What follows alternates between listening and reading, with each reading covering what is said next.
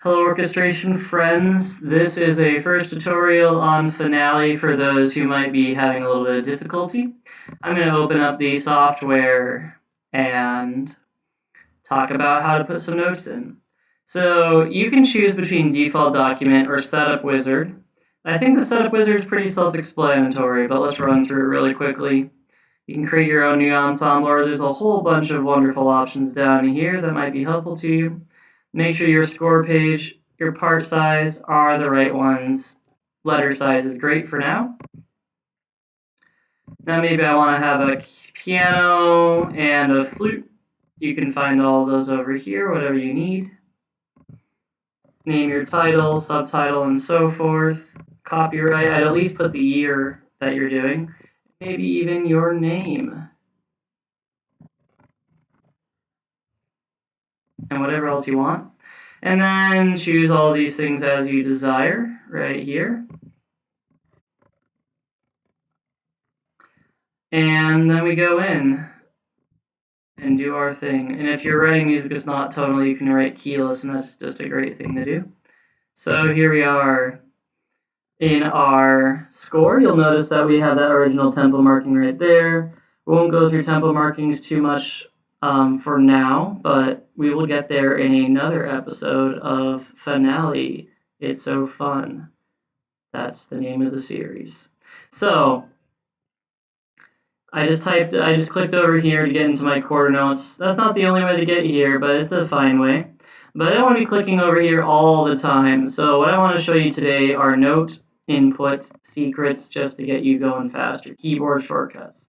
So I can actually click on my keyboard C instead of clicking on where the C is on the staff. I can do the same thing with D. I click D on my keyboard and I get a D, E, F, G, A, B, C. I'm just typing right into my keyboard, and that is lovely. And I can also do this in different note values. So you'll notice that my cursor right over here has a quarter note assigned right now. Now, not all of you have a number pad on the side, and that's unfortunate if you don't. But no problem, have no fear. You can either click over here on the side and get your note values if you don't have a number pad, but if you do have a number pad, you can type in certain numbers to help you out. 5 is a quarter note, 4, 8th note, 3, 16th note. Above 5, you have bigger numbers for longer durations. 6 is a half note, 7 is a whole note. And when the next time I click it, I get that note value that is shown in the cursor. Otherwise, you just have to change it over here, and that's fine. But what if you already have some notes down? You want to change these notes that we already have? Well, all you have to do is hold Alt, and you can click the numbers at the top of your keyboard. So I have Alt 3, Alt 3, Alt 3, Alt 3, and voila, I have a slew of 16th notes. You'll notice that my cursor hasn't changed the value, but all those 16th notes are different. And I'm going to use Alt 4 to get an 8th note right here. And use 4 on my number pad so that my next one is an 8th note as well. 5 brings me back to a quarter note. That's a faster way to do this. Now, you might be wondering, well, that's great. I have all these notes. Is there a way to make a rest happen really fast? Well, yes, there is. Just push R for rest. Goodbye. Goodbye. Adios. And now with our really cool rhythm here, I want to change octaves because I'm one of those people who likes to have octaves all over the place. I can have a note highlighted. And again, this is all in our simple entry mode. You clicked into these notes to get there. You might have these in a floating panel if you're on Mac.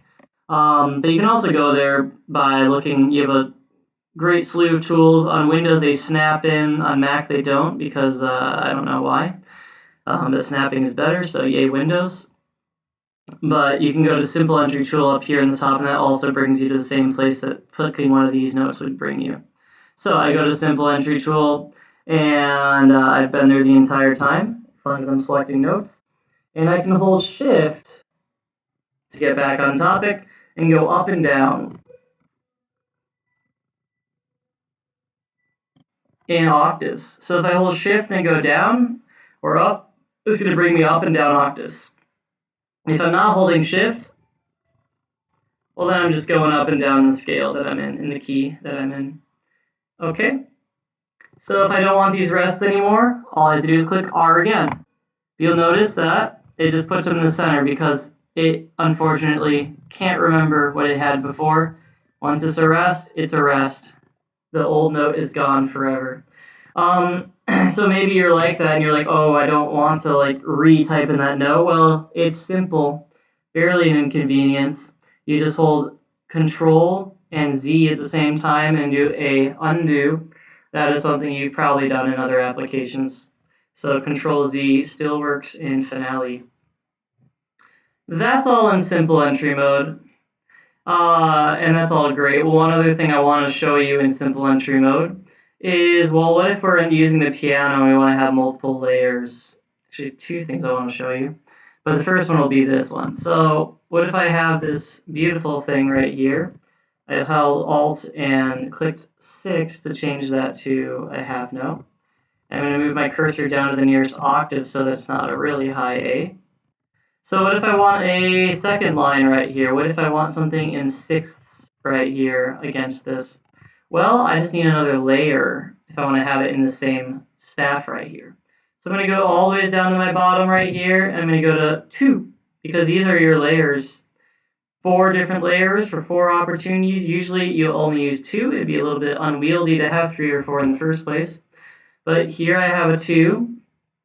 Down here for the layers, I'm going to change my rhythm value to 7 because it's a whole note. And voila, I have a different rhythms in each layer. Very easily played by one hand though. So if I wanted to down here now, I could make this all in my A minor that I chose originally. I'm going to just type up the notes of my arpeggio. Make it a little spicy right there. And beautiful, have that little arpeggio. And you'll notice I'm still in layer 2. Oh no, what if I want this to be in layer 1? Well, this is where we're going to go to our second tool that we'll be talking about today, which is the main tool you have actually. So here's simple entry where we've been the entire time. Go back to the far one. This is the selection tool. Looks like your arrow, your pointer. I'm going to click on that measure that I have, and you'll notice that just by clicking on it, I select the entire measure automatically. If I want to do it to only a few notes, I can just drag and get as many notes as I desire. But I do want that full measure. So I'm going to go up to Edit, and go down to Move Copy Layers, and let's get that layer 2 to layer 1 where it should be, because I was messing up and accidentally cut that down there. So now we have all this in layer 1. Beautiful, beautiful, beautiful. Now, what if I were wanting to put a second layer in, but I want a second layer above what I have in the bass clef? Maybe I want something like this, where I have the octave go up, and maybe I walk up to C and do something like this. Yeah, that's ugly as all get out, right? Because the layers are not right. The 1 should always be the stem up layer, and 2 should always be the stem down layer.